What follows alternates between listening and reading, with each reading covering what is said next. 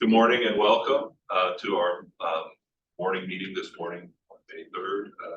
I'd like to call the meeting to order. Mrs. Weber, could you please call the roll? Mr. Ballant is absent this morning. Mrs. Bitter. Here. Mr. Comerford. Here. Dr. Steger is absent this morning, and Mrs. Weiss. Here. Please stand and join me in the pledge of allegiance. Pledge allegiance to the flag of the United States of America and to the republic which stands one nation under God, indivisible, with liberty and justice. To start each of our board meetings with the reminder of our mission and vision. As a board, we were all elected to represent our entire community, which consists of approximately over 5,700 students, over 800 staff members, and over 35,000 community members. We use our mission and vision to guide us. I'll start today's meeting by revisiting these. Our mission is to create a culture of academic excellence through inclusive and innovative learning opportunities for the whole child. Our vision is to empower all learners to reach their full potential in a globally competitive world. As we do our business today, I'd like our board and administration community to do so in a respectful manner. Thank you. Next, we have the approval of the agenda. Can I have a motion to approve today's agenda? So moved. Second. Mrs. Weber, please call the roll. Mrs. Weiss. Aye. Mrs. Bitter. Aye. Mr. Comerford. Aye. Next, we have the approval of the minutes. Could I have a motion to approve the minutes? So moved. Second. Mrs. Weber, could you please call the roll? Mrs. Bitter. Aye. Mrs. Weiss. Aye. And Mr. Comerford. Aye. Mrs. Weber, can you please walk us through meeting protocol for today? Thank you, Mr. Comerford. And thank you for those of you who are here with us today. We have some really exciting guests with us already this morning. I think we have a second exciting student group later on in the meeting. For those of you who are in our virtual audience, you can find today's agenda on our district website. The minutes that were just approved will also be posted on our website. After the conclusion of our first student presentation, we will have an opportunity for public participation. For those of you who are in our virtual audience, you may send those requests to our moderator of today's meeting, Mr. Christian Long at longseat@sycamoreschools.org. Currently, I do not have any requests for public participation. Okay. So with that, I would like to welcome our very special guest today from Juniper Robotics.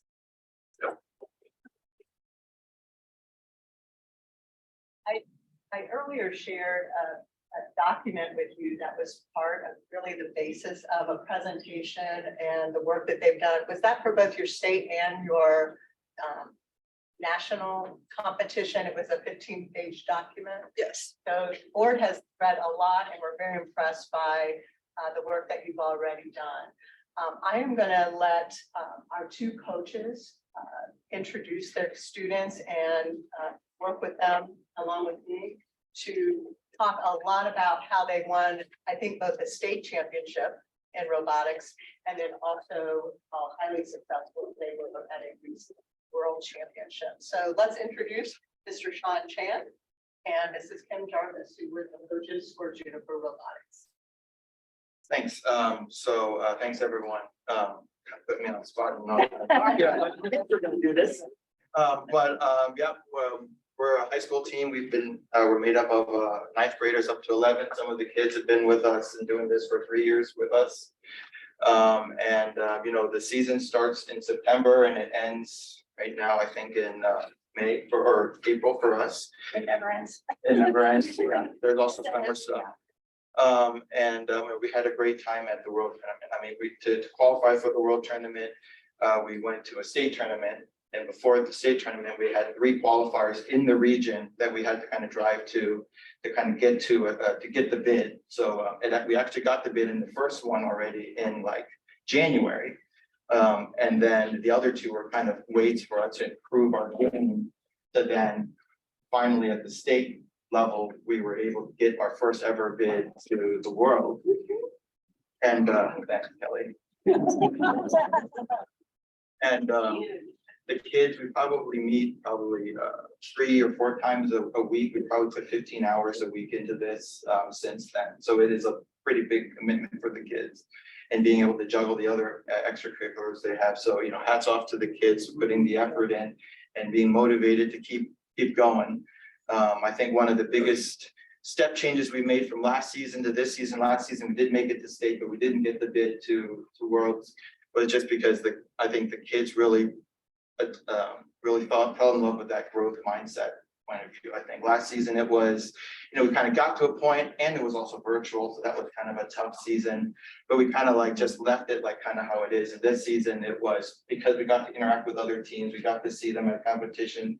It really invigorated the kids. Go, oh, we could do that better. We could do this better. And that's what I thought is great about this program, because it not only encourages competition, but it also encourages cooperation. They actually made up a term here in FIRST called competition that kind of combines the two. So actually teams are rewarded by judges for helping other teams and showing them their trade secrets of the season or last season. So we did the same as we were learning, and then people started coming to us all of a sudden like, oh, how did you do this? And we're at this like trying to share with them our learnings for the season. And at the end, you know, I'll let the kids and let you guys talk to the kids after this, but you know, at the end of the World, we did so like unbelievably, unexpectedly well. I mean, at the end, we were 14th in the world out of like what was it, Kim? Like 5,000? 7,400 teams worldwide.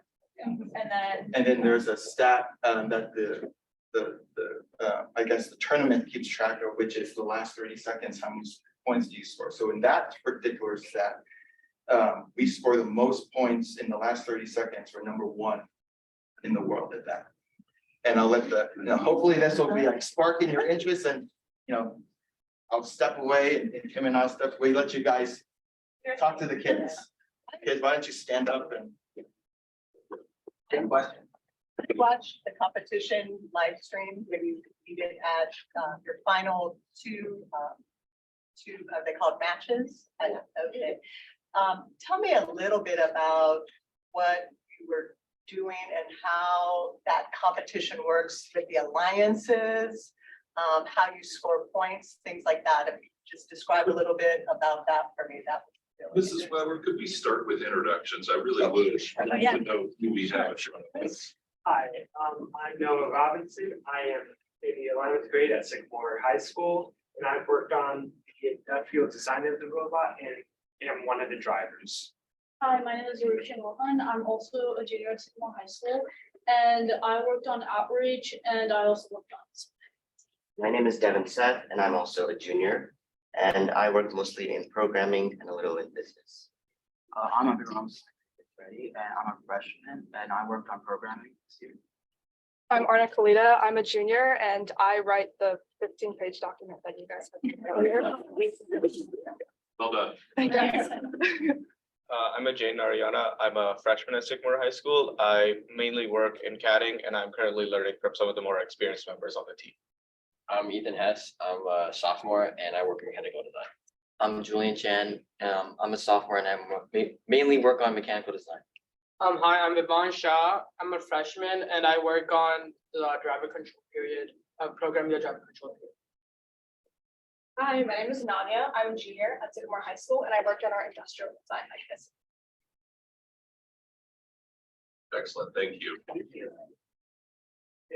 So if you just talk a little bit about how the competition works. Okay, so our competition is a series of qualification matches and then transitions to a series of elimination matches. And this is true for every competition you would go through throughout the season. So you first start with the qualification matches. This is where teams get basically ranked against each other to see which teams win more matches with their alliance member compared to other teams. Alliances are formed. It's very different from most other sports because usually it's your team against another team. But in this sport, alliances are formed of 2 teams that must now work together in order to beat other 2 teams that are placed against them. So on that point, that is how the whole qualification series plays out of randomly selected teams against randomly selected teams. Then we move on to the elimination rounds, where the top 4 teams get to create their own alliance by choosing 2 other teams to work with them. This is how we advance to our final 8, is because we got selected by a team called Fata Morgana that is from Israel. They selected us on their 2nd pick. So we would play against the another group of alliance members, another team, in order to move on. And if you would lose 2 out of 3 matches, you would be kicked out of the bracket and only the winning team advances. And that's how Worlds played out, except there were so many teams that there were 4 different divisions, each as if they were their own mini tournament, which ended up culminating in final matches from each of the divisions. And I'll just build on that. One of the things that First is doing is the reason why they randomly select alliances like that is encourages teams to get to have to talk to each other and kind of talk about strategy together. Like, well, what does your robot do well versus what our robot does, and what do they do? And then that's kind of the scouting and the strategizing together versus the communication between teams. This included 24 countries, 23 countries from around the world, and the 2 top teams, the 2 top teams from each state. Fantastic results. Could you share with me a few things that you loved about being part of the robotics team? I can see in the document materials that we read and hear it in your voices how much you appreciate it and enjoy this. But I'd really like to hear firsthand, what is it that makes you invest 15 hours a week on top of everything else that you have going on in your lives? I would say the main thing for me is the learning experience. So this was my first year like joining Juniper, and when I joined it, I didn't know a lot about programming, I'd say per se. But then as I went along the season, there was just a lot of opportunity to learn, to try new things on the robot, to spend a couple hours to like write some code, test it out, and that type of thing. So I'd say a big inspiration for me to join was the learning experience. And it's also an environment that like simulates the working environment. So we all like work in a team. We have sub teams that work on sections, and then we come together and we test out the robot. We all like have to work to fundraise and stuff. So it's like a mini team, simulation of the working place, workspace. Anyone else want to say? Yeah. This is my first year on the team, and I kind of had like elementary school level knowledge about designing stuff on a computer, and my levels jumped like way up here. I use like industry software now, and so that was like just super motivating to like learn, and it's so motivating because the pace of the team is the pace that we make. So if we all work harder and put in 15 hours a week, then we're on that pace, and if we put in 10 and we're on that pace, so that's really motivating to see. The more time is like definitely better results. It's very clear distinction. Yeah, I would agree with him. Like, well, I was starting getting inspired when we started like moving up the ranks, and also I was inspired by for learning how a robot works and like just the aspect of how cool it is to learn kind of thing. Did you all know each other before, or is it sort of a time when you come together, were you working together as a team in other aspects, or do you all get to know each other a little bit better? I'm assuming you have.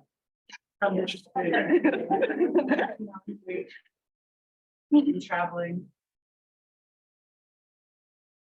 Any wishes for next year? Anything that we as a board can do to help support you moving forward? I don't know, Mrs. Gooder, I will say, one of the things that I would like to talk with the board about is, they have been a club essentially, or just a kind of a extension of the school district. And I do think it's a perfect time for us to be talking about making it an official team. We recognize, they are the state champions and number 14 in the world and number 1 in the last 30 seconds. You're good under pressure. Yes. So I just think it's probably time that we talk about a proposal that would recognize them as official teams of the district and give them the same support. I know Mrs. Jarvis has really been a key component from the school district, but I think it's more volunteerism and passion for what they do versus, looking at official stipends for coaches and really recognizing the work that they've been doing. So I don't have that proposal for you today, but I did tell Mr. Chan that I would like to talk with them and see if we go over and things calm down a little bit. I do think it's something we should work on. That's terrific. I speak for the board. I think we're all look forward to seeing that proposal. Yes. So maybe I had heard that there is a demonstration that we have ready for. And so officially from the board meeting, I'm going to call a recess. We will not take any action while we're on recess, and we will rejoin in a few minutes. So for those online, we're gonna take a recess now for a few minutes. And as you guys walk through, you'll see like All right, thank you. We have returned from recess with a fabulous live demonstration for robotics. Really impressive. I don't know if Melissa or Sarah would like to comment as well. Yeah, it was very impressive, and we're hopeful that this will continue in our district. If you, I hope that students and families will really look into this programming for the future, because this is really where the future of work will be. There are a lot of, they said that NASA was there, CIA, there's a lot of companies that are really looking to hire people in this field. So it's a great way to get that hands-on experience and work experience while you're still in school.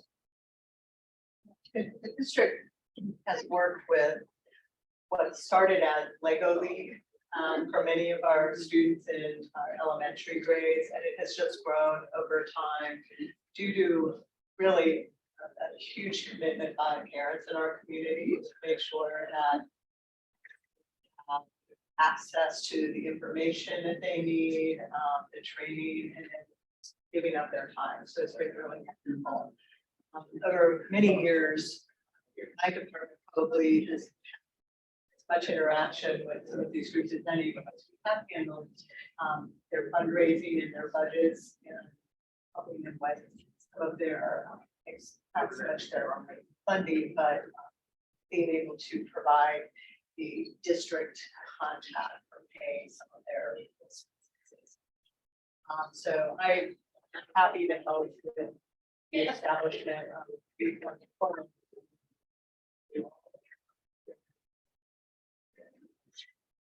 One of my curiosities, Mr. Lewis, and I know we may be able to follow up when we have the proposal on this question. I'll just put it out there now is we have academic quiz team and chess team that are part of the GMC all sports. This is a cooperative competition, but I'm just curious if the GMC would consider adding this to the list of sports that we would compete in.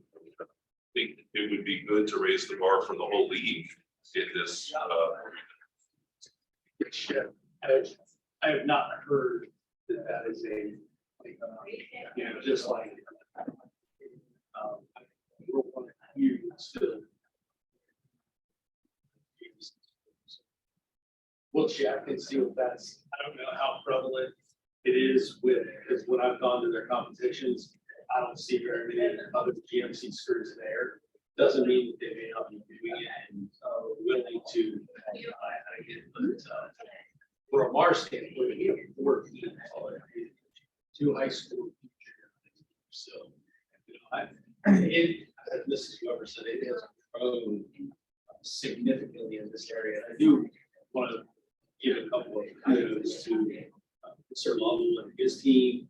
They have worked collaboratively with all the robotics teams trying to find space because everyone wants space in our buildings and to utilize different things. And you can see that's just a quarter of their field that they need to create. And there are teachers that give up space in their room, but our other partner, Alex Yestervinsky from Info Trust. His kids attend here, but you'll recall he helped us with our simulation lab, data study. But he's just a great community and corporate partner. He's always looking to, how can I further the causes that you are interested in or want to be successful in? He gave us space in his building for one of our teams to practice. That was through a collaboration with Mr. Logan and his team, just having conversations and working through the logistics to be able to do it. So, but we will look into adding the GMC support, but if not, we never worry about what's going on in GMC. Sycamore will do our own thing, and We can plant a seed and maybe it'll Yes. come to the day later. Absolutely. The thing that I think impressed me the most was that it wasn't just the technology, but the executive functional skills that those students possessed. And with the materials that they shared with us in advance, what they shared with us during the presentation, honestly, it was really well done. Great. Okay, And I would just like to add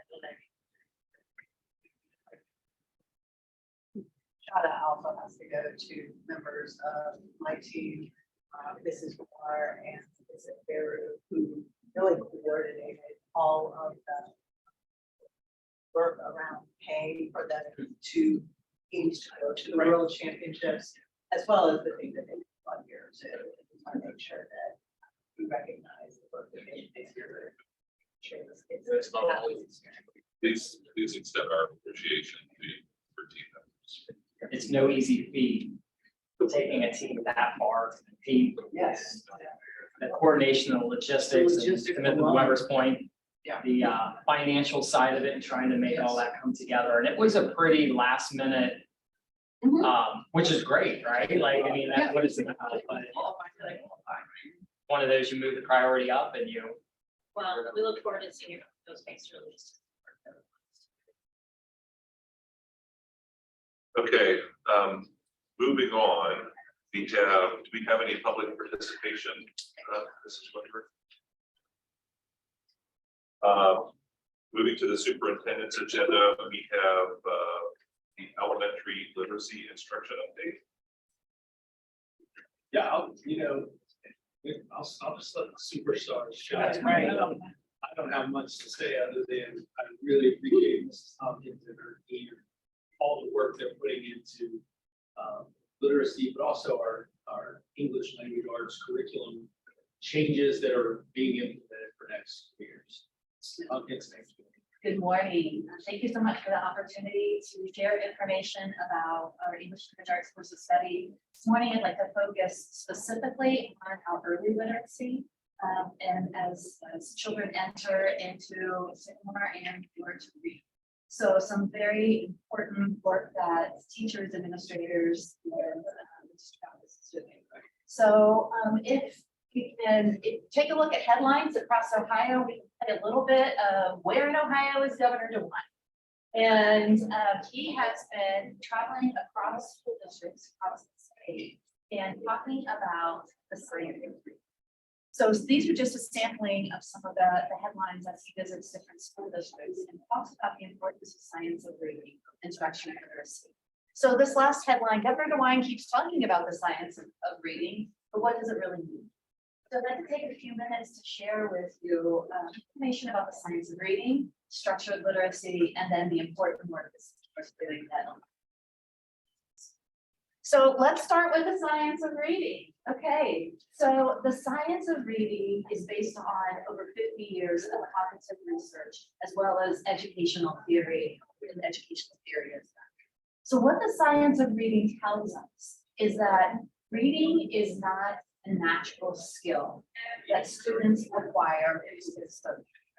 That speech is natural, that we are all born with the innate ability to listen to sounds and to gather speech. But reading is an artifice that's been developed relatively recently, 5,000 years ago. But it's something that is recent enough where our brains aren't wired to read. So what the science of reading tells us is that the brain has areas in it that are focused on speech, language acquisition, and visual areas of the brain. And these are separate areas of our brains. And for our students to learn how to read, we have to be able to connect those areas of the brain. We're literally creating pathways between language areas of the brain and the visual areas of the brain, so that the brain understands that sounds can be connected to these squiggly little things that we call letters. And in order to create those pathways, we have to give students experiences that are robust, systematic, and explicit. Because as you can see, those are going back and forth. So to develop those pathways, we have to be very intentional in order to really engage our students and be the best teachers they possibly can. So when we talk about then the science of reading, we think about it in terms of what does that mean in instruction? So what the science of reading does is it informs this graphic that shows us what reading outcomes are. So what is skilled reading? Where is reading comprehension? Reading comprehension can be formed into two broad categories of word recognition and language comprehension. So word recognition are those parts where the brain learns to associate sounds of language with the visual representation of letters, words, syllables, and what those words mean. And then being able to take all of those words and put them in a context and text, and be able to understand what that text means on a word-driven basis. We can't have one without the other. So in order to have skilled reading, we must have this recognition piece, which is that ability to understand how sounds and letters form together to make words. This year within Sycamore, we really had a focus on the word recognition piece of structured learning skills. So particularly in our elementaries, we've done a deep dive in understanding what does word recognition really mean. Brain research tell us about how all students learn to read, how they become skilled readers. Now the word recognition piece that's there, for most people, when I say the word phonics, that's what triggers what word recognition means. But word recognition is really just a continuum of many skills that make up that part of Mrs. Scarborough's reading. So this is the continuum of word recognition. So what this shows us over time is that you can see that starting in kindergarten, we're having direct, systematic, explicit instruction with phonemic awareness, that is awareness of sounds in speech, connecting them to letters, to the syllables that make up words and how those syllables are formed. Understanding the pieces and parts of morphology of words and how words come together. And then finally, putting that together to be able to understand how print text is assembled to get that.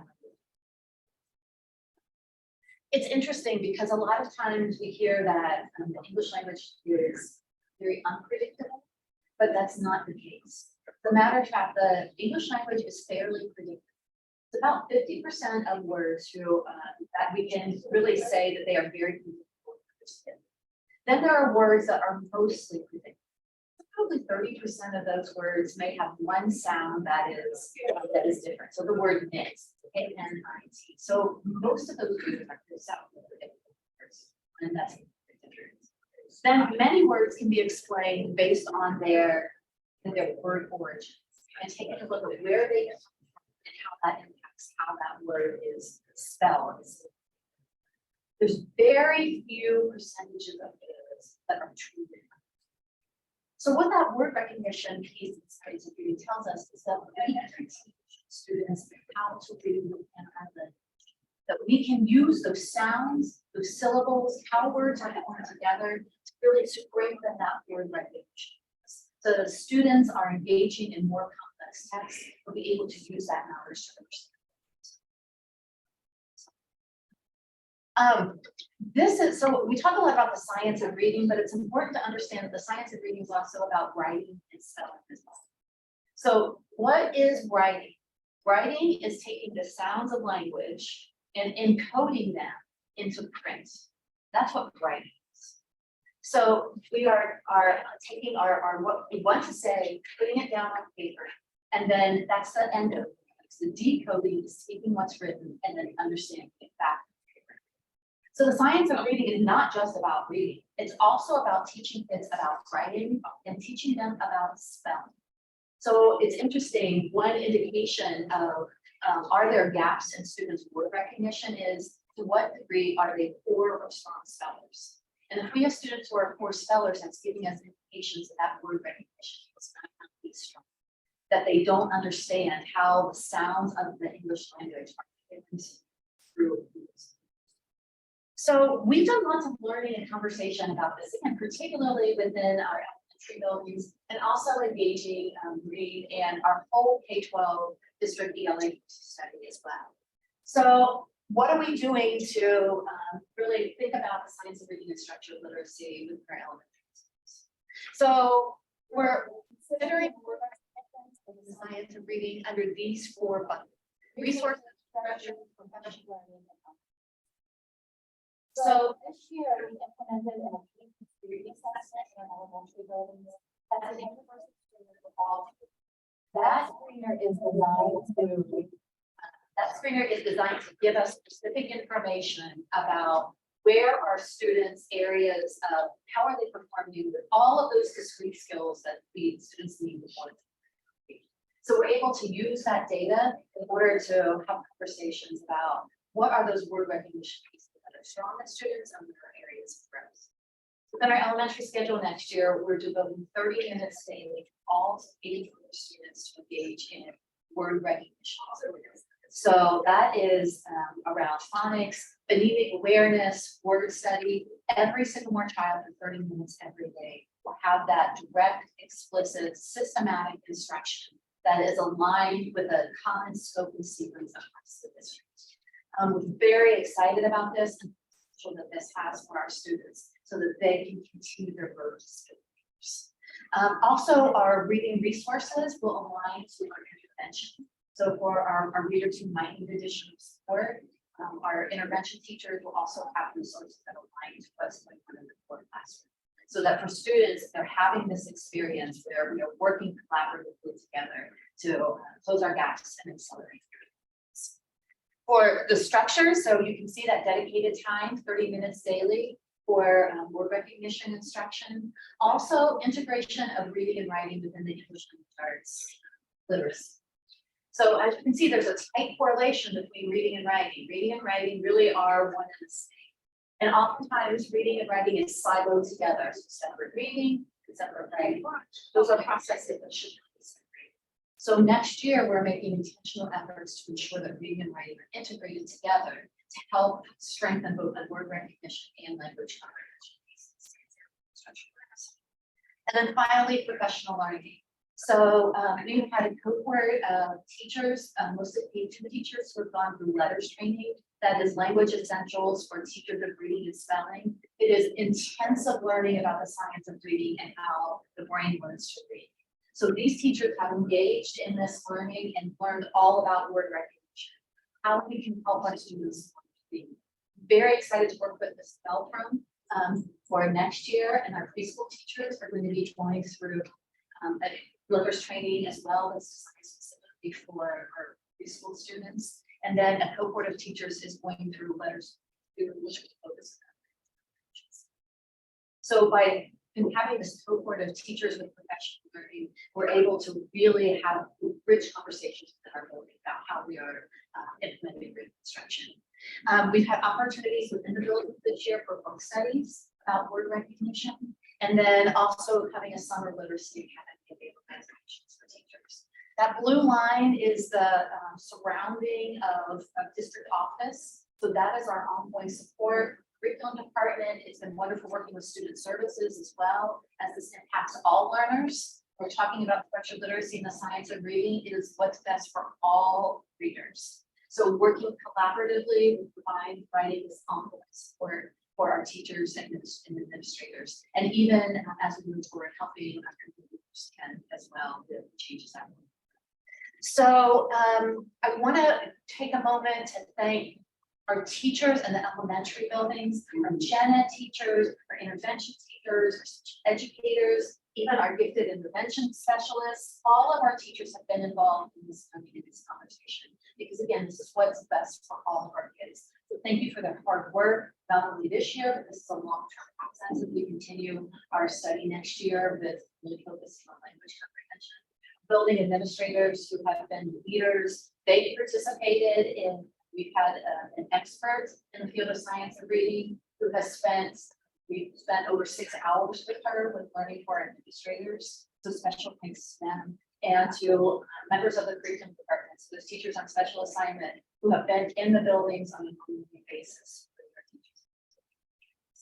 So we're very excited to be able to base our curriculum work and what evidence-based practices on for having our students move through Sycamore with the goal of them being skilled readers, skilled writers, skilled spellers from the moment that they arrive through their years. I have so many, this is so exciting. I just so excited that you're like the best, isn't it? It's the best. So I'll please let you guys ask questions too, but my first question, when you talked about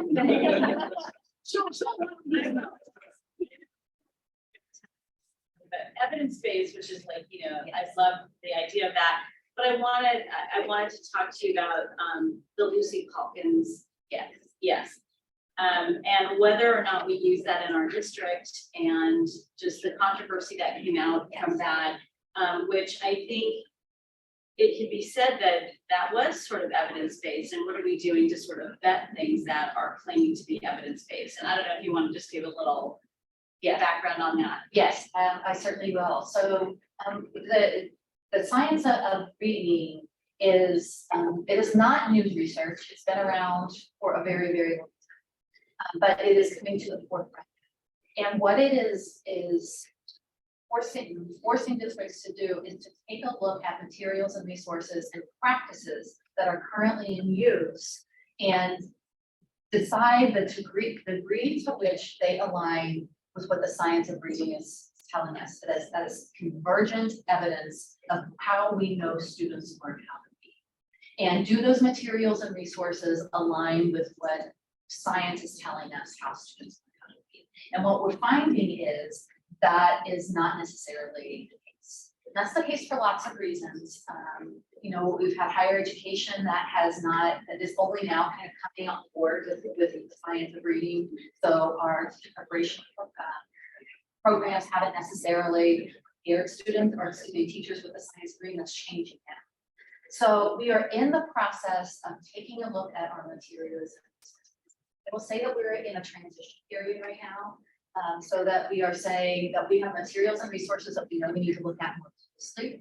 That as we are doing our study, and this work will really occur next year, that we are looking to find gaps in materials and resources and how they align and replace them. But in the interim with this year, we're working with teachers to say if we have materials and resources that we don't feel align as closely to the science of reading as we would like, here are some ways that we can use these instructionally that will align. So that is where we are now with our current materials and resources, transitioning so that they are used in a more structured literacy way as we have conversations about what materials and resources do we have in place. I will say the word recognition piece, the materials and resources that we'll use next year with that phonics continuum, those are as top-notch as we could possibly get. So to teach students the word recognition piece, those are Tier 1 ESSER evidence-based, and highest level of evidence-based that is available. So that will be a great place for us to start as we look at a long answer. This has been challenging because so the people going through letters training, this was about 80 hours of learning. So to condense it down to 5 minutes was a little challenging. So there's a lot. I mean, I guess the essence of my question is, are we using Lucy in the classroom? So that's a great question. So Lucy Calkins has been a district resource for a long time. So currently Lucy Calkins is being used. The communication for next year is because we don't have anything at this point to replace, right? So it's a material and resource that's there. But we have guidance about how those materials and resources can be used next year that aligns with structured literacy as we identify other materials. It was too big of a, so all of this really started emerging in the fall of this year And so we've done a lot of brisk learning around science. Learning instruction literacy. I will say I am so proud of Sycamore because we are attending to this. It was just too short of a time to say we're going to not use a literacy resource anymore and not have something. Are you using sort of, I know that there was kind of a redo of it, you know, based on some of this research with that particular program, with incorporating more phonics, that really wasn't a part of that program. Are we using the new thing? I mean, I know that in Sycamore, at least when I remember from elementary school teachers, you know, there were so many different things that they did around reading and writing. It didn't seem like it was just kind of one code. And so I'm just wondering if we're using, it seemed like we were doing things with phonics anyway that maybe we didn't have. Yes, so the units of reading and writing in Lucy Hawkins, they are, and those particular units weren't necessarily designed to have phonics. So one of the gaps in the district is there wasn't a district resource for teaching that word recognition. So what ended up happening is that there wasn't a district resource in place, and teachers were finding their own resources. The issue with that is there's no scope and sequence. So we know it needs to be direct, explicit instruction aligned from kindergarten to fourth grade. And without a common resource in place, teachers were doing the best they can. There wasn't a district resource. So having different materials and resources, but then we lost the scope and sequence, and those materials may not have been direct, explicit, systematic instruction. So for next year, the program that we have in place with that word recognition will address that. I have more questions, but I'm gonna be. I have a few questions. Everything you said spoke to me. Being a new board member, can you just explain I'll say this, what was missing and what are we correcting? What is it sounds like we're making a change. Can you just translate this for me? Yes, absolutely. So I will, if Mr. Long, could you go back to the growth? One more of that. Okay. So the skilled reading is an outcome. So comprehension is an outcome. There's two parts. The word recognition is, can students recognize words and know their meaning? And then the language comprehension is that larger piece. That's the piece that we typically think about more as the reading and writing block. So can they read, print, to it? So the word recognition piece was the biggest area of need in the that was our immediate. That's based on the testing that we got back from the state, like, because I know that we've had these conversations where that it is showing where we're. So it's interesting, if we're talking about OST data, which starts at third grade, that third grade measure, we can look at it as really giving us information about K2 as well. Okay, so the K2 skills tend to be in this order. So the OST data doesn't necessarily help us dig down into where are those skills students may or may not have. We need different assessments in here. I will say, so that's part of our emphasis. Okay. And advocating the assessment of that. What I can say is, so our students do very well with reading. Most students do. We definitely know that there are areas of need. And taking a look at our processes, we know we did not have a common resource. A common resource, again, with that scope and sequence, line scope and sequence, that was direct, systematic, explicit. So because all of those were gaps that were there, so there were material, not like it wasn't being instructed, it just wasn't aligned instruction. So because of that, we know that where students are with skilled reading isn't where they could be if we had. And the other two questions which may go together and may get to that. So does this have anything to do with this? Yes, Legislation. for sure. So and that really was where the conversation started. So these changes aren't because of dyslexia legislation. We're doing these because it's what's best for kids. But the dyslexia legislation began the conversation because what it requires is for students to have access to structured literacy.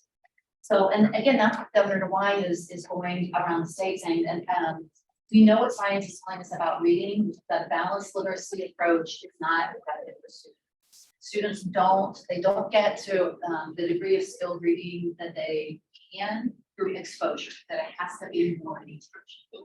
So the dyslexia legislation requires special literacy, things like special literacy, those sort of reading. Then my last question is with tied up. Can you just give me an example of how this would help? Think of a spectrum of different types of children in our district. So a child who maybe has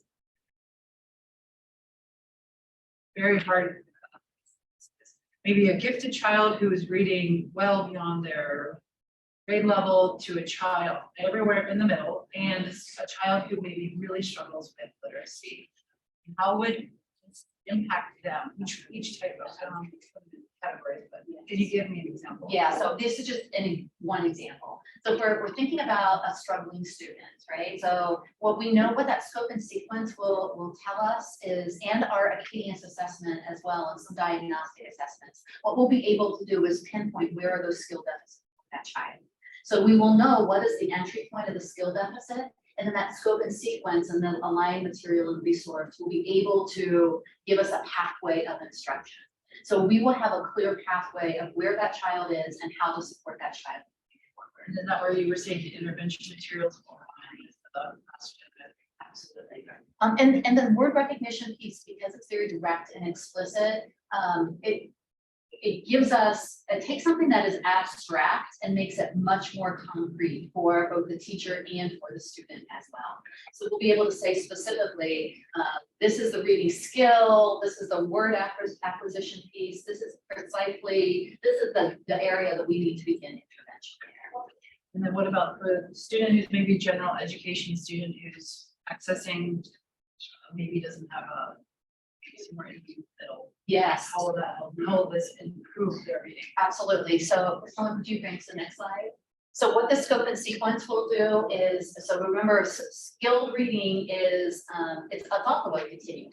So it's not like we cross over to skilled reading and say, oh, we're there, we're done. Skilled reading is also, it is, as texts become more complex, the bar for skilled reading increases as well.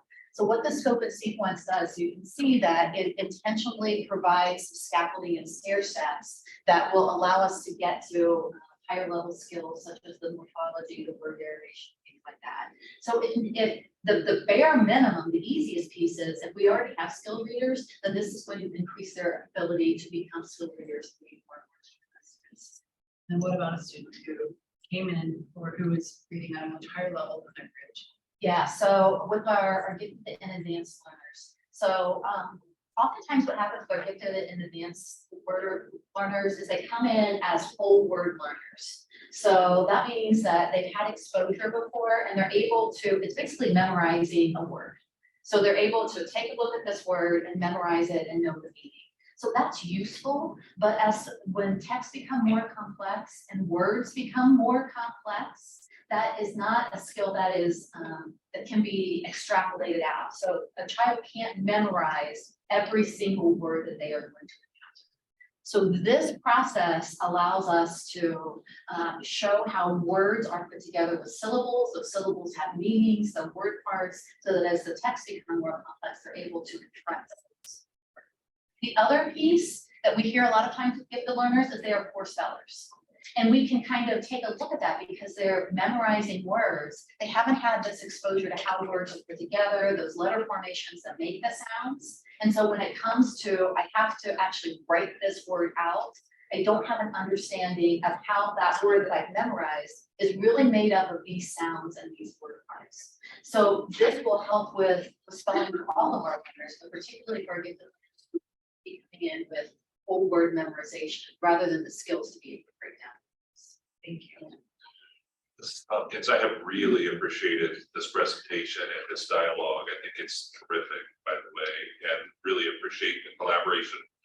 And I know you're representing the work of many people, so I would extend my thank you there. A couple of questions that I had is, wanted to just double check and confirm there's consistency between the elementary schools on this approach. I had heard, within the school, but I just want to make sure that really means across that the experience in one elementary school will mirror in all of the elementary schools. that has been certainly a lot of the work of teachers, administrators, and district office officials to create an aligned experience. So that aligned experience will be that the 30 minutes of word work will be consistent across all 4 elementary buildings using a common scope and sequence.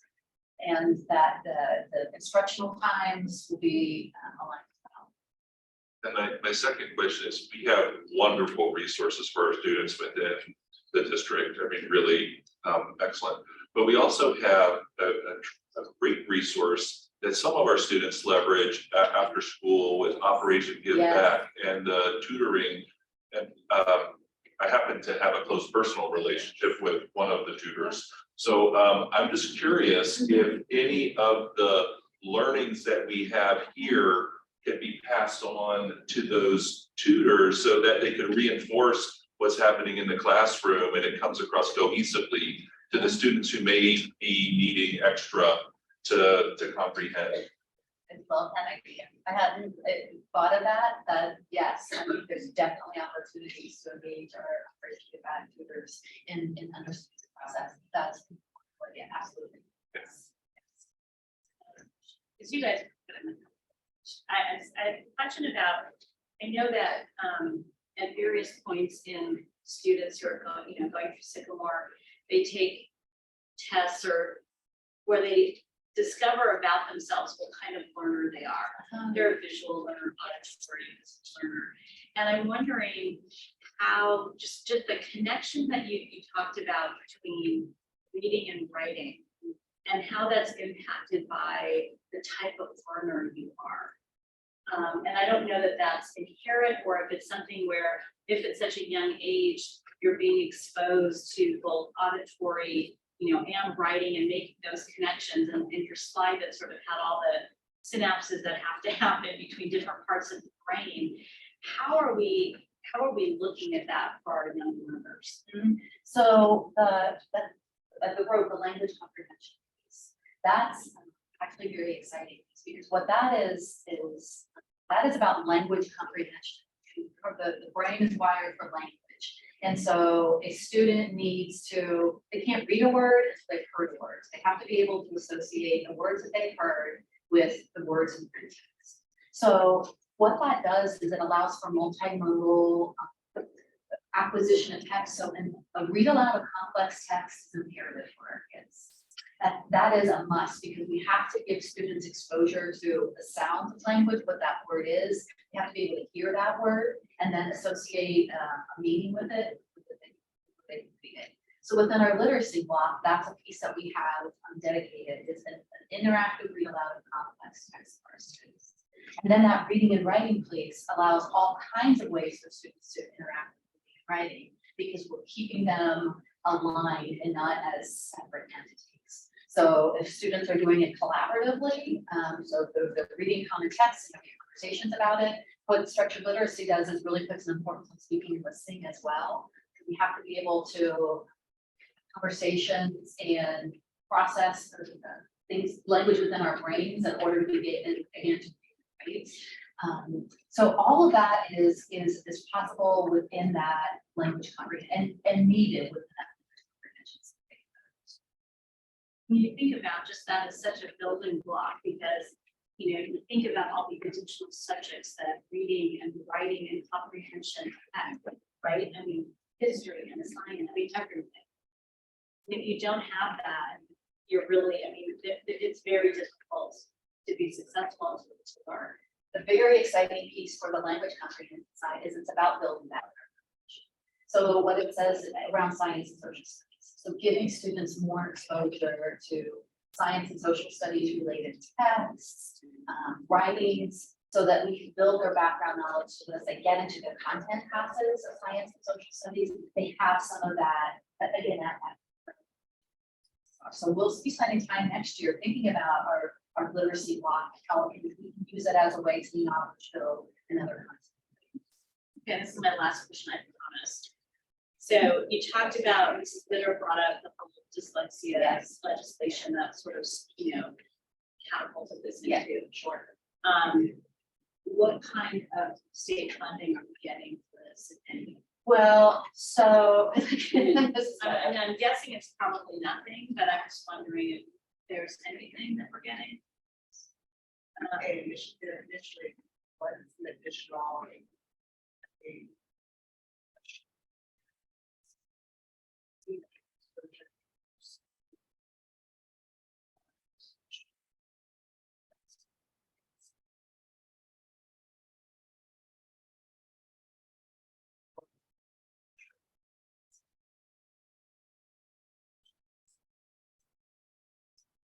Hopefully.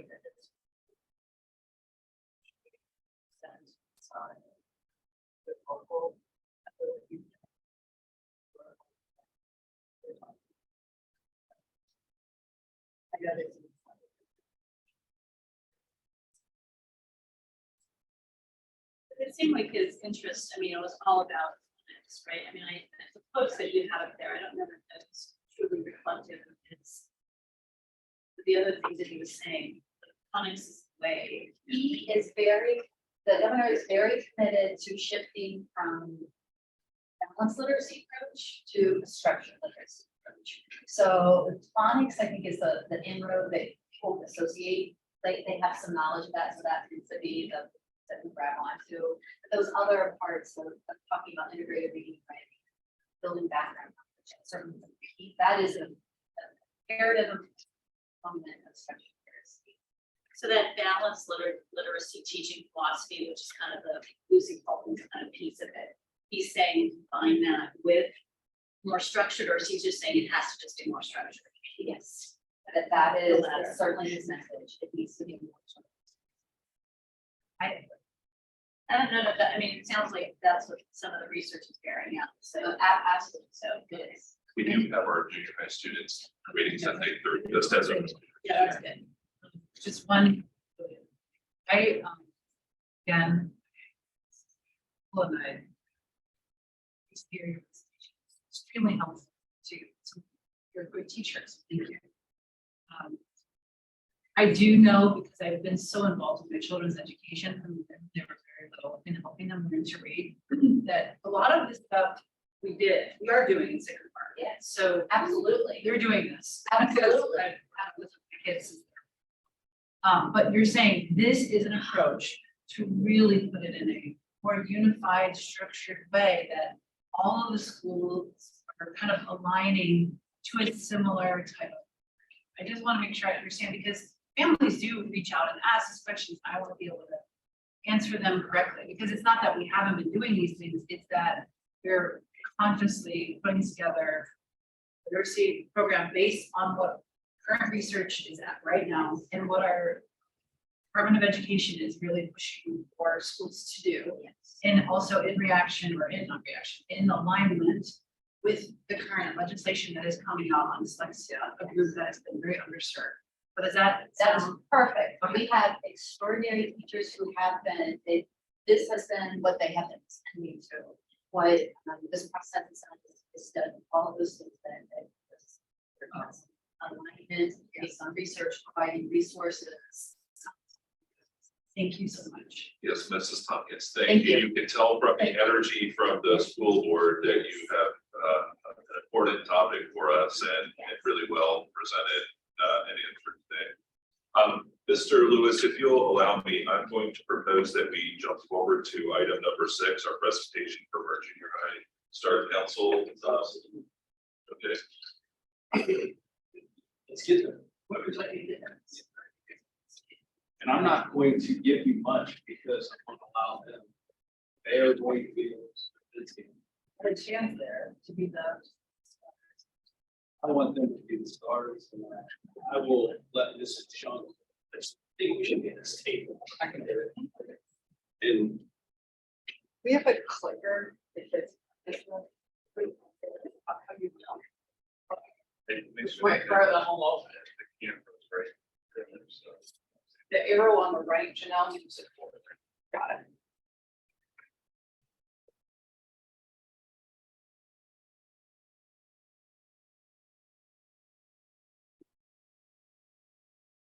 So just to give you a little bit of history while we're waiting for them to come in. So This was previously called the Superintendent Advisory Council.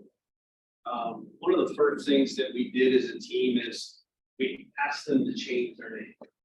It is not about the superintendent or the advisory of the superintendent. It's really about hearing their voice and hearing what they bring to the table, what things they're concerned about in their school. So it's been a tale of two students since becoming superintendent. And some of the students have been with me for 2 years, some are seventh graders, and I'll allow them to introduce themselves and let Mrs. Shum take over in a minute. But this group has spent the better part of those 2 years advising us on the issues that they believe impact them. And in addition to that,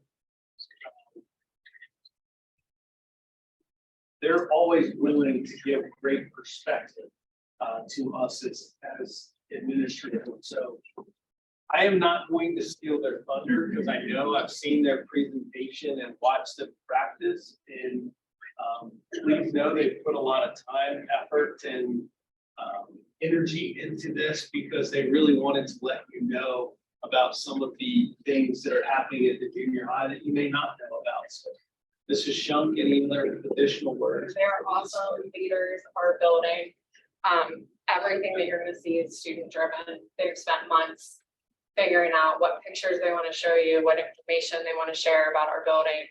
And we're really excited to be here. So I'm gonna turn it over to Gwen. Hey everyone, thank you for letting us come out here today. He's gonna fix it. Technology director. I got you, right? Oh, thank you. Thanks. All right. So we are the Star Council. I'm Gwen McLean. I'm Isla Simpson. I'm Cassie Buster, I'm Emma Shasky, I'm Sophia Miller, I'm Barb, I'm Lisa Cabot. I'm Robbie Stargell. I'm Corin Long. Mevin Omar. I'm Omar Chima. I'm Sarah Allen. I'm Michaela Mitchell. And I'm Jaden Pritchett. So we are the STAR group. STAR stands for Student Team of Advisory Representatives. We're just a group that meets with Mr. Lewis and Ms. Shunk about once a month and just give them a little bit of our perspective on the junior high. So we're going to talk about a few things that are really important to us at the junior high. So connections first are just really good at the junior high, like teacher to student, student to student. There's just a lot of ways that everyone tries to connect to each other. And also the junior high is a really good preparation just for high school. There's a lot of things that we do that are just a really good bridge over to the high school. There's also so many experiences like dances, parties, just so many fun things and activities at the junior high. And also the atmosphere at the junior high is just a really positive place. So we just want to share some of this with you. These are just a few pictures of things that we have done. This was actually a picture from the New York trip that the junior high took. This was at MJ the Musical. This was also in New York. This was Times Square. This is a group I'm part of called SSC. And this was actually at the winter tour where we went around to all the elementary schools with the high school groups, Octaviation and the Green School. It was really fun.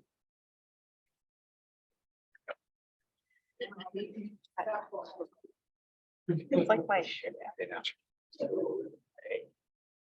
This is just the girls lacrosse team at the junior high. So yeah, I'm part of a lot of really fun experiences. So connections are really important, like getting to know everybody in school and making lifelong friendships. And then diversity is really cool too. Getting to learn about everybody's different cultures and backgrounds. Another really strong connection each and every one of us make at our school is us to the teachers. Every single teacher is willing to talk to you about literally anything. It could be schoolwork, it could be what's happening right now in your life. They're a really good support system for us. We need it, which makes us feel comfortable, but also connected to specific certain amount of teachers. Like I have one that I go to because I feel like she understands me. We also have school announcements every single day, and they just kind of tell us what's on, what's going to happen, what has happened. They have jokes that are sometimes funny. It's a really good way just to see like the students that do our announcements, they're working and they're providing this system for us, and it's a great way for us to just see what's happening in our school and be able to talk about it and just learn about what's happening. There's also a lot of sports at our school where you get to meet people that you get to go for games like your sport with them, and you do a lot of activities at that sport where you can meet people and make friends. There's also a lot of activities for the school that you meet a lot of new people that you don't see. At our school, we have a lot of clubs. Some of the popular clubs are French Club, Art Club, and French Club. Obviously, there's a lot more, but all the clubs have little friendships and we also have women teachers, as you know. Something different from junior school that we have language teacher, through like high school for their life. So you can also, we have a lot of clubs that aren't academic related, so we can have like a lot of fun even at school, even if it doesn't be academic related. And there's a lot of like connections to other students that you wouldn't be able to get if we're just out in the wild and not at the school. There's different classes where you can meet friends.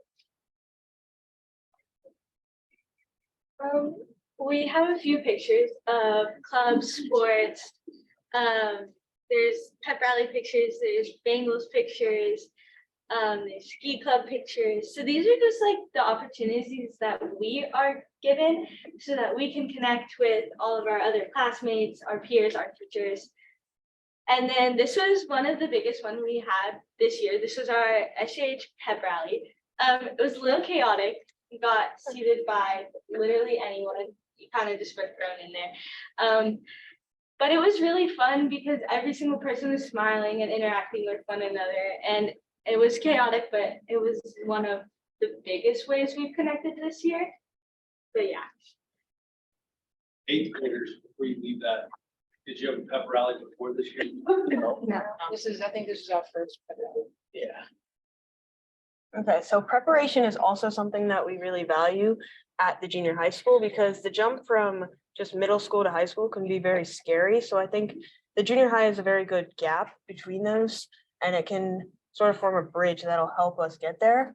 And so it also helps us develop hobbies that we need for the high school. So like if you like sports or some clubs, you can start them now in the junior high. And then when you get to high school, you'll be a lot better at them and you can sort of be more competitive. And then the high school can also prepare us for more difficult stages in our life. So the junior high, we have like more advanced courses. We offer like, I know I'm in some advanced courses and it can really help when you're trying to like go into higher classes and like sort of, it prepares you for high school in that way. All right, to add on to that, clubs, sports, and like other school activities, they also help like build like other skills that can like really help build ourselves for like future, like high school, even college, and like even build our careers. Like can help on that. Like you can learn like teamwork from like sports, and like you can also learn very good like communication skills. Like for example, we're like presenting, we can have really good like presentation skills. And then it also teaches students to arrive to our classes on time. Like it's very important skill to be like sharp and on time. The junior high teaches us lessons we need for the rest of our lives. One example is this: the junior high teaches consequences for our actions. We need to learn consequences because they can affect our life very much, and these consequences can be good or bad. Another one is we need to learn how to be responsible and complete our work on time. In the high school, this is very important because we need to keep our grades up and have a good future. And we also learn various teamwork skills and techniques because in life, communication is key in the real world, and we need that as a good skill. Okay, so getting involved in many things provide experiences we'll always remember. Some of the activities or extracurriculars that I'm in many sports, I'm in band, and I do art stuff and also news crew and Star Council. I'm also in a lot of activities here. I'm in SSC and I also do cross country and track. And they've really just given me like good idea of high school and how it'll be. And it's really created a new family for me. And I've made so many new friends from it. What is SSC? It's Sycamore Singing Company. And if you think of like Green Machine, if you know what that is at the Green School, it's just like that, just in junior high. What some of my experiences at this school are Footloose, our spring musical, where I played Ren McCormick. The choir trip that's upcoming this weekend. The Carnegie Hall trip was like my favorite one out of all of them, where we went to New York City, and that was my dream to like go in New York City and be able to perform. And so yeah, I got to live out my dream. The concerts, NYC, and Sycamore Singing Company. Oh, these are some pictures from our experiences. Like that was our final performance for Footloose, the Statue of Liberty, Times Square, and a good picture of the city on a boat. Okay, so I also cheer for football, and this is being able to go to different schools and know that not every cheerleader is mean. So we got to take pictures with the Middletown, because some of the schools, they're kind of, mean a little bit, but being able to go to other schools and just see that not everyone is like that, that's a really good experience. And this picture's right here, that's with News Crew. I like to take pictures, of all of our feet. That way I know, it's good to make experiences now. That way when you get older, you're like, oh, I didn't get to do this, I didn't get to do that. So it's good to make experiences now while you can, before one day it's too late. And then I'm also in basketball. That's our basketball team right there. And then in the top left, that was at the junior high dance. I think that was one of our first dances. It was really, really fun. It was loud and chaotic, but it was still fun.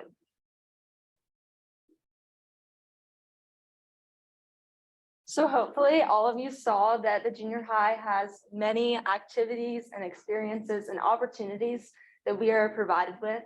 And we have all these awesome, fun things going on that have happened this year and in the past. But we're also still looking forward to many things, such as 8th grade days coming up. We have our choir trip this coming weekend. And there's honestly so many there's something for everyone. And it's a great place to meet new people and just to really grow as a student. Thank you. Yeah. Oh, why am I? I wanted to start by thanking all of you for bringing the junior high to life in such a personal way for us. It's really like seeing a glimpse of what you have done, and the presentation was well put together, and you were all very articulate. So thank you very much. Mrs. Weiss, Mrs. Bitter, any questions or comments? Makes me want to go back to junior.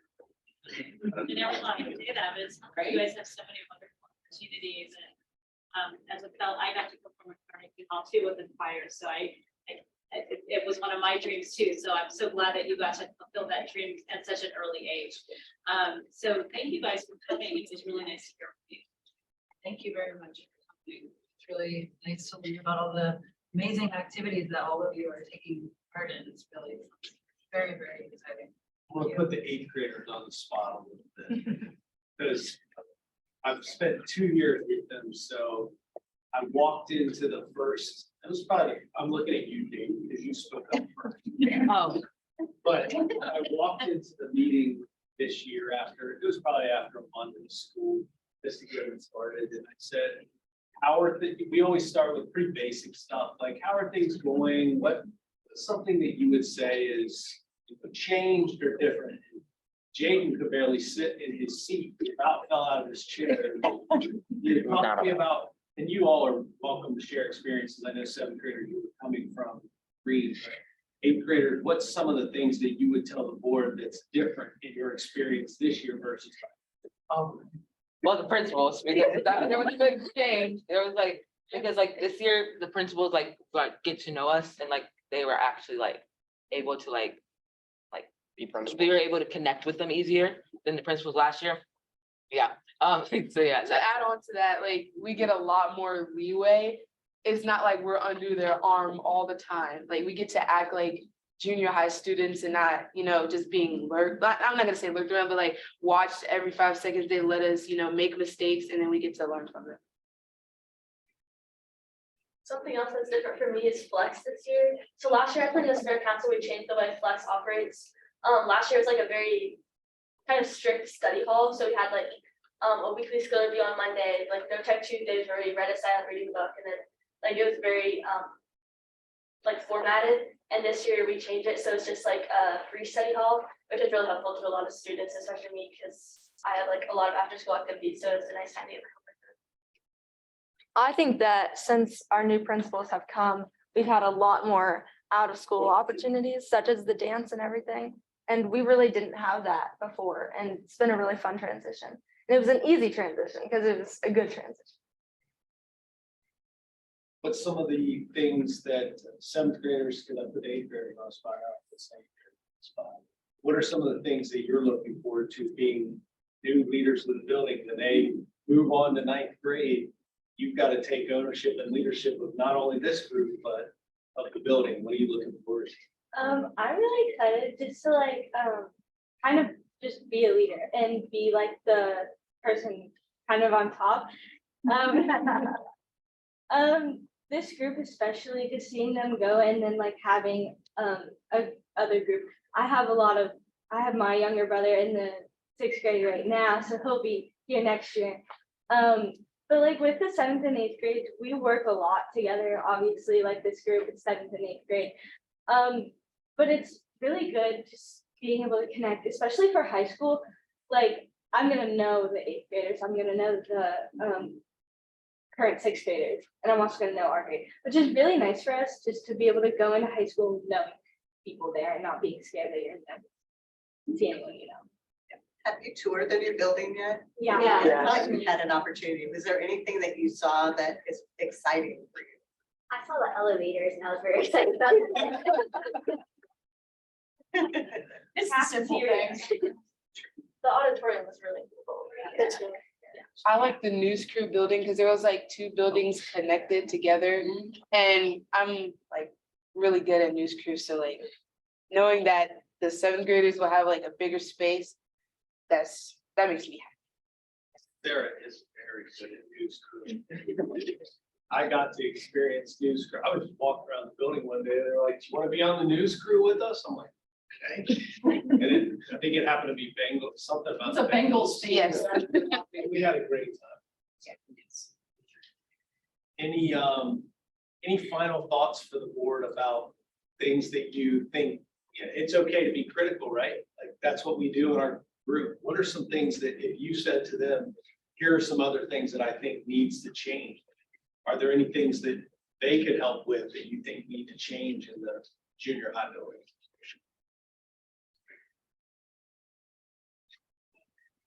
I guess that's good. Yeah. Well, and if you don't have anything, that's okay, but I will tell you, I am so looking forward to not only the end of the year with all of you, but we get to go on we have a special outing coming up, I think in a week or 2 weeks, that we're gonna go spend the day together, talk more, but we're gonna have some fun together, because they have worked hard this school year too. And you heard some of the things they did. They've worked hard to make positive changes to the junior high. And I think that's what we're all about, is listening to our students and trying to make adjustments based on the things that we hear. So I'm excited to celebrate with them and just have a positive fun in the school year. But 8th graders, don't think you get away, because when you go to high school, I do like to carry you over to the high school. So if you're still interested in being a part of the group, we want your voice in that group. It's so important. And you need a voice, because I'll tell you, the high school group right now, they've been like, well, let's just tell the freshmen that they don't get to do that. I'm like, wait a minute. The freshmen are important too. So just be aware that you have to speak up loudly in that group. So, but thank you for all that you do. Thank you for being leaders in the building, and just thank you for the commitment of being here today and continuing to be a loud voice for the rest of the student body. It's not easy. So. Good job, guys. Awesome. And I wish I could tell you, you don't have to return to school, but you do have to go back and do some learning today. Thank you, Mrs. Johnson. Thank you guys. Thank you. Give seventh graders the day off.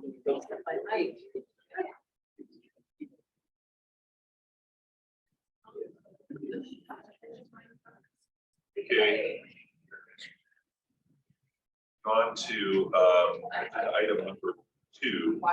I would like to get a motion for the change order of Sycamore Junior High project. Any comments? Mr. Lovell, Mr. Lewis? Pretty standard. Okay. Ms. Weber, please call the roll. Mrs. Weiss. Aye. Mrs. Bitter. Aye. Mr. Comer. Aye. Can I have a motion for the change order Sycamore High School renovation project GMP number 2? So moved. Second. I just want to call out on this one, you know, you had said that Mrs. Tompkins had an exciting presentation.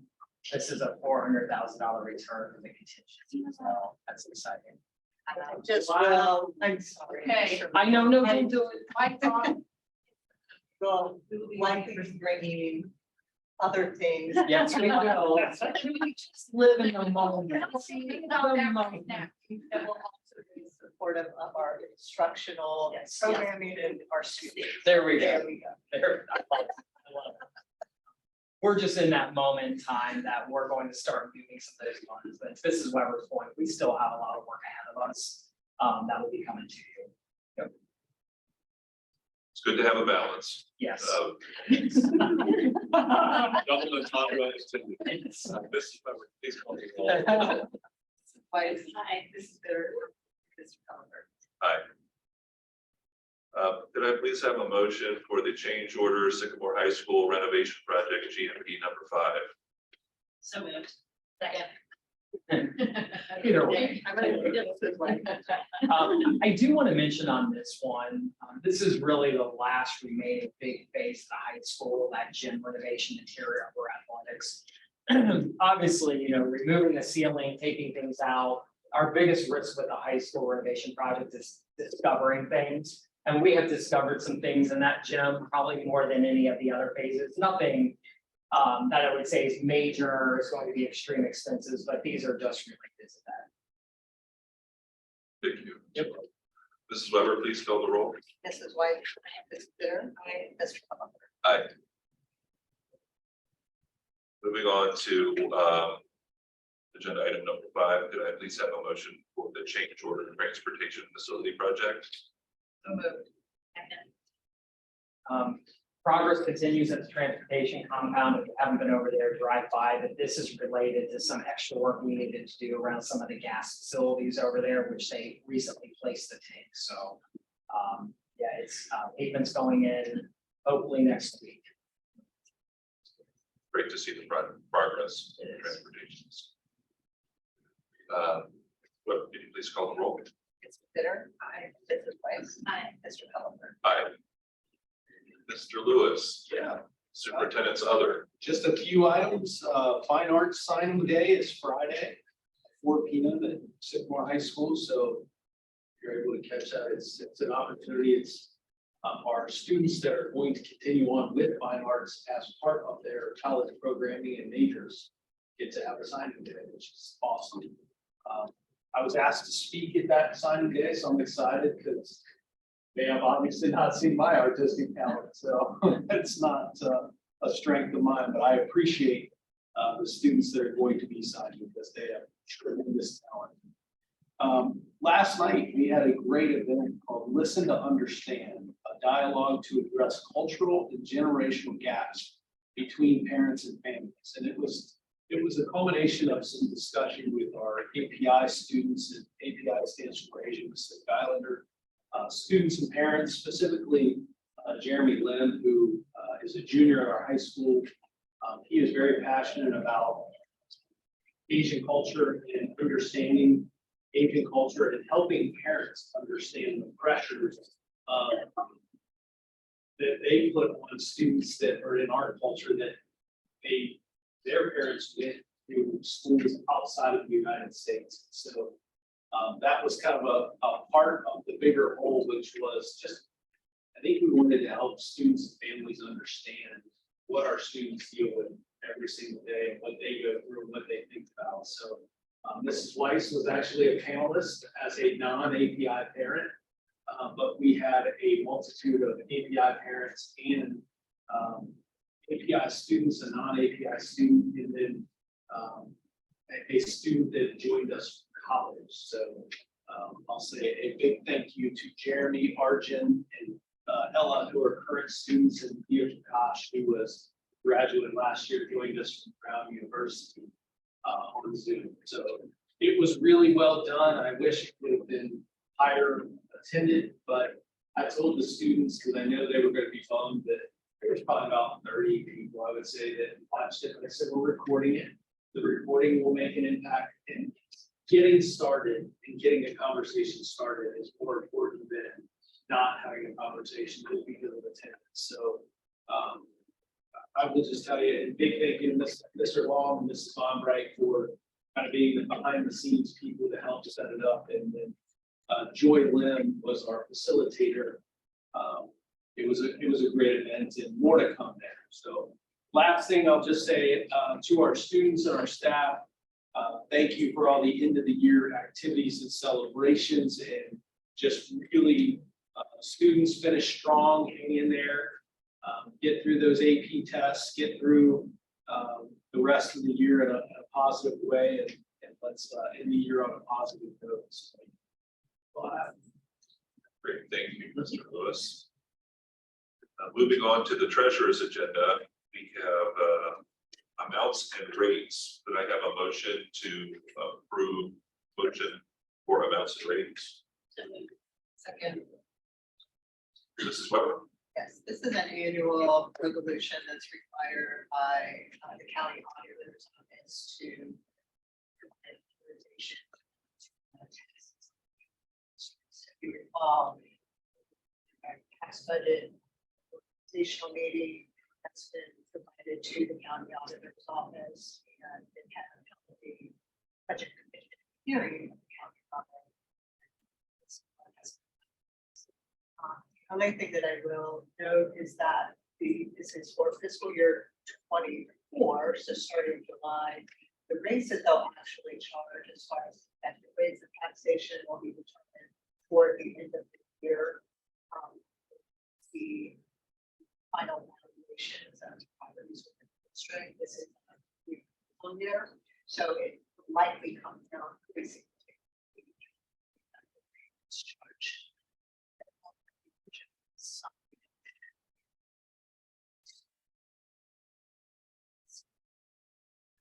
Overall good news for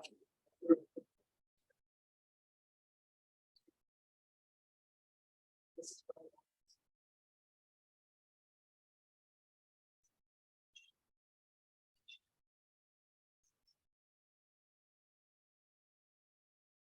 Mrs. Weber? Thank you, board. Mrs. Weber, could you please call the roll? Mrs. Weiss. Aye. Mrs. Bitter. Aye. Mr. Coe. Aye. Agenda item number 2, could I please have a motion for the authorization of payroll deduction for all weeks of the APA? Second. Mrs. Weber? Some employees have been able to make contributions to the Always Educator capital campaign through payroll deductions.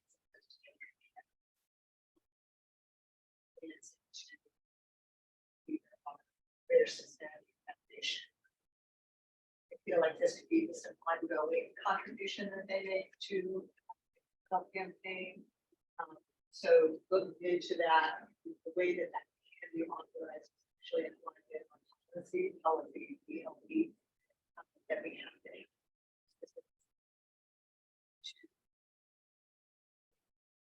So Ms. Moore and I will work to create procedures for our staff.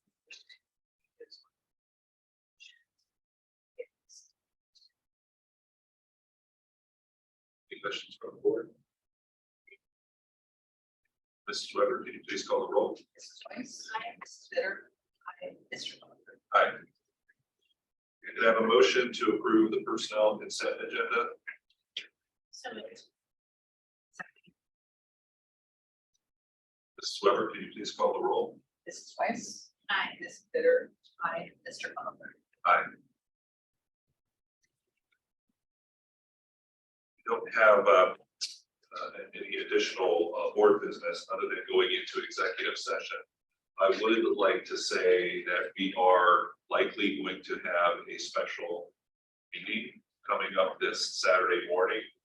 And that agenda will be posted on our website.